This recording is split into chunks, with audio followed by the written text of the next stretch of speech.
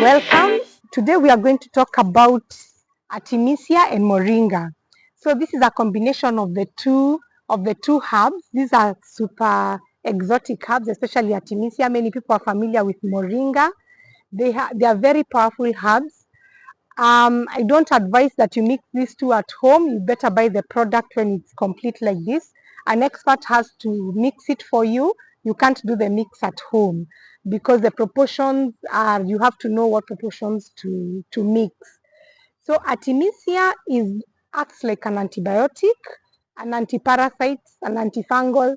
So but it is mostly known for its powerful, for its effect on ENT issues, flus, colds, running noses, allergies, ENT allergies. Artemisia is very good for that. It's also good for soothing an upset stomach. But the thing about Artemisia is that you cannot take it every day. It's not a daily drink because the body gets used to it and then it does not absorb as much. So it can only be taken for a period. If you feel you have an infection like a flu, what you could do is that you can take this drink twice a day, maximum 3 times a day, morning, lunch, and evening, after meals always, and then for 7 days maximum, usually for 5 days. After that, you take a breather, then you can take it twice a day or 3 times a day. But if there's an infection around, a flu infection around, you can take Artemisia once a day, like when you're going to sleep, until the infection, there's no threat of infection. If you interact with people who are infected, when you come home, you can take Artemisia for a few days, like 5, once a day to prevent any infection. So Artemisia is very powerful and it works very well. This is what I go for always when I catch a flu or when I've interacted with people who are coughing or sneezing. Moringa is a very useful plant to have. I have several trees around in this garden. I can show you later on. But for now, what you need to know about Moringa is that it has 8 of the 9 essential amino acids. So it acts like a protein. It has a lot of minerals. It has a lot of vitamins, vitamin K, vitamin C. It is a very powerful plant, very powerful herb if you want, which should be taken daily. Yeah, so Moringa can be taken daily, but this combination, the two, can only be taken when one is unwell. Now, Moringa, the leaves are very useful. You can add them to the skumas and cabbages when cooking, but that is a topic for another day. Today, we are going to make Artemisia and Moringa tea, which is very good in fighting flus and colds and coughs and allergies. Okay, Moringa is actually recommended for people who suffer from HIV because it helps them not to lose their muscle, to avoid muscle wastage because of the amino acids. Okay, very good. So now I'm going to show you how to mix. As it is a strong drink, it is not sweet, though the Artemisia version that we are using is called sweet honey. Yeah, because it is kind of sweet. There's another version that is quite bitter. But for children, maybe you might want to consider adding honey, but I think children even get more used to the bitterness of Artemisia much faster than adults. So even adults can add a teaspoon of honey, not 2, maybe just 1, into a glass.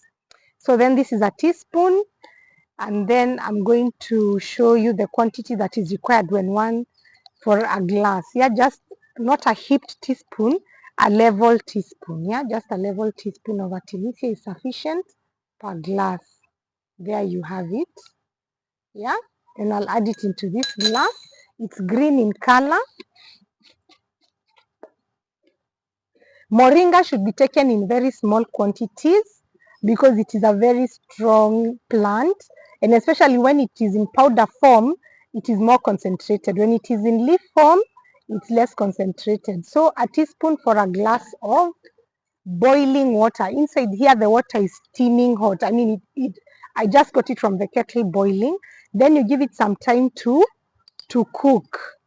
So when the moringa has brewed, Moringa and Artemisia has brewed, it settles at the bottom. Right now you can see there are some grains at the top, but when it has brewed properly, it settles at the bottom. So we give it a few minutes to to brew. You can cover it so that it brews faster. Okay, with a saucer. This is a side plate. You can cover it with a saucer. Yes, and wait for it to brew.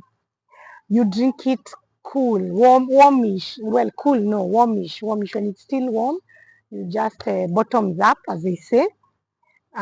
It is good to take the dregs, but if you cannot manage, it's fine. Just take the liquid because the liquid will have absorbed all the health benefits that are there in that very powerful combination. Thank you. Great. So now the Artemesia has brewed, and you can see the dregs have settled at the bottom, and now it's ready to be drunk. But it's a bit hot still, so wait for it to cool down, then we can drink it easily like juice. You can also use a cup. You don't have to use a glass. What I don't recommend is plastic because this is very hot water. So if you use a plastic cup, the hot water melts the cup. So you take while you're healing yourself, you also harm yourself by taking some plastic because of the hot water, the plastic that has melted due to the super hot water. I actually am burning a bit. So we can use a cup. So yeah, I have here something very exciting, which is the Mitzvah branded mug. I talked about this earlier. Yes, there. You don't have to transfer it, but well, for today, we can transfer, and it's really hot. So there, you have the dregs, but they are edible. Oops, very hot. Yeah, so this is easier to handle, right? Easier to handle than you just drink. I said I would show you the trees that I have here in the garden. This is a moringa tree, a baby moringa tree. You can see the leaves. The leaves are round and very tender. And always when you're harvesting, you try to look for the fresh leaves. You don't go for the old leaves. You go for the fresh leaves. Those are the ones which are rich in nutrients. Then we can go and show you a more mature one. That is a moringa tree. You can see those gray things that are hanging downwards, and they are the seeds. Those are the seeds. Okay, there are a few flowers at the top. It's a bit famished though, but that is a mature tree with moringa seeds. So after some time, we shall harvest those seeds, plant some and eat others because the seeds are also nutritious. They are good for the heart. And then you have another tree there which is flowering. As you can see, it's in bloom. It also has a few seeds, and there was a bird there, a sunbird there that was harvesting, that was taking the nectar from the flowers. So, so the thing to do is to harvest those leaves and to use the seeds as support for the heart and also to plant new trees. So if you're interested in moringa trees, you can contact me, just inbox me, and we can see how you can get the seedlings to plant, because it is a very useful plant to have in the garden. I have like, I don't know, 5 or 6 of them everywhere.